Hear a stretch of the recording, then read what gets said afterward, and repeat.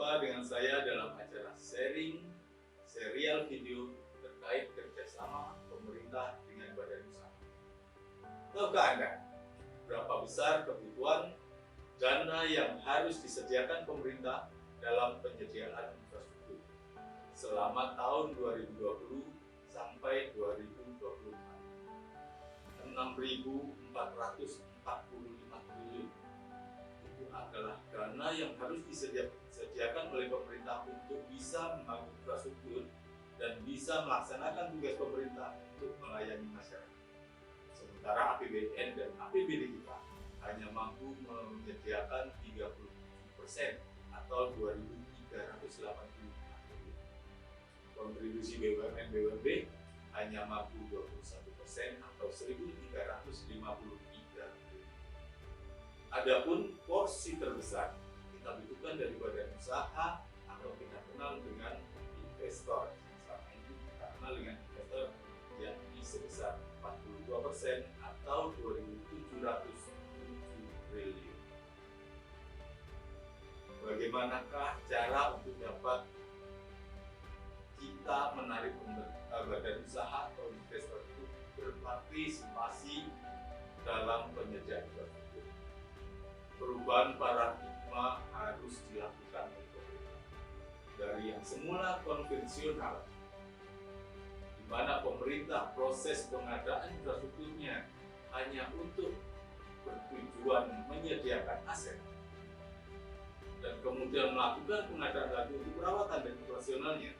Maka saat ini pemerintah harus mencoba merubah skema yang ada. Kita coba skema KPBU, di mana pemerintah hanya sekali melakukan pengadaan, yakni pengadaan badan usaha. Selanjutnya badan usaha itulah yang akan membangun infrastrukturnya, merawat dan mengoperasikannya. Selanjutnya kita akan bicara lebih lengkap lagi mengenai apa itu KPBU. Kalau kita bicara KPBU, ada 4 hal yang perlu kita perhatikan. Yang pertama adalah kerjasama. Artinya akan ada 2 pihak yang akan bertanda tangan atas kesepakatan yang telah dibuat dalam proses pengadaan infrastruktur, yakni pemerintah dengan badan usaha yang menang lelang.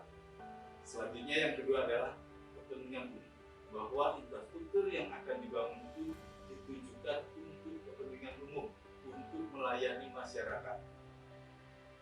Selanjutnya, dari mana dananya?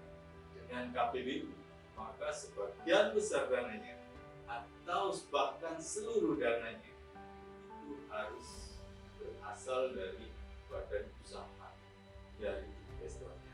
Kalaupun pemerintah harus berkontribusi, pemerintah akan berkontribusi, tapi tidak secara keseluruhan, hanya sebagian saja. Yang keempat, kalau kita bicara KPBU, kita akan bicara mengenai pembagian risiko. Artinya resiko akan dibagi antara pemerintah dengan badan usaha, akan dibagi kepada pihak yang memang mampu mengendalikan resiko tersebut.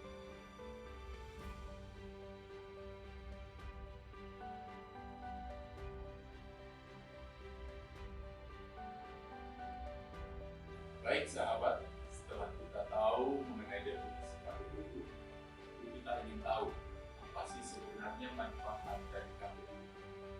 Paling tidak kita bisa tahu ada 8 manfaat dari penggunaan atau pemilihan skema KPBU dalam penyediaan usaha. Apa sajakah 8 manfaat dari penggunaan skema KPBU? Yang pertama adalah pelayanan publik yang lebih baik.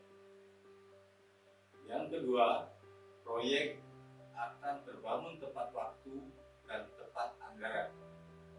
Yang ketiga, kepastian anggaran. Yang keempat, sarana pengembangan kapasitas swasta dalam negeri. Yang kelima, adanya transfer knowledge dari si badan usaha kepada pemerintah. Meningkatkan aktivitas perekonomian adalah manfaat keenam, sementara yang ketujuh adalah mendukung kemampuan fiskal pemerintah yang terbatas. Uang pemerintah terbatas dengan skema KPBU kita mengoptimalkan alokasi dana.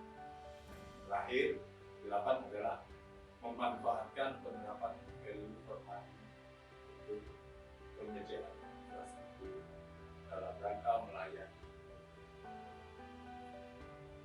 Untuk bisa mewujudkan skema KPBU dimaksud, pemerintah telah menyiapkan perangkat regulasi yang bisa dijadikan dasar atau acuan untuk bisa melaksanakan skema pengadaan untuk infrastruktur.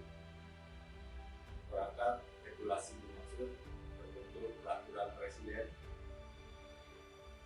tata cara pelaksanaan KPBU, tata cara pelaksanaan pengadaan badan usaha, ataupun aturan-aturan yang terkait dengan fasilitas hubungan pemerintah. Aturan-aturan dimaksud bisa dimanfaatkan untuk bisa pemerintah melakukan pengadaan badan usaha dalam rangka penyediaan infrastruktur. Jangan lupa peraturan sektor tetap harus menjadi perhatian. Oke sahabat KPBU, saya yakin sahabat-sahabat masih punya banyak pertanyaan, masih punya banyak hal yang perlu ditanyakan, akan penasaran dengan bagaimana cara memulai proyeknya, skema apa saja yang bisa dipilih, siapa yang boleh berinisiatif membangunnya, bagaimana skema pengembaliannya. Itu bisa menjawab rasa penasaran itu. Sahabat-sahabat, tunggu saja kelanjutan dari serial video ini agar pertanyaan-pertanyaan dan rasa penasaran saudara dan sahabat-sahabat semua bisa terjawab. Saya Dedeng Yusron, sampai jumpa lagi dalam Sekilas KPBU. Salam KPBU.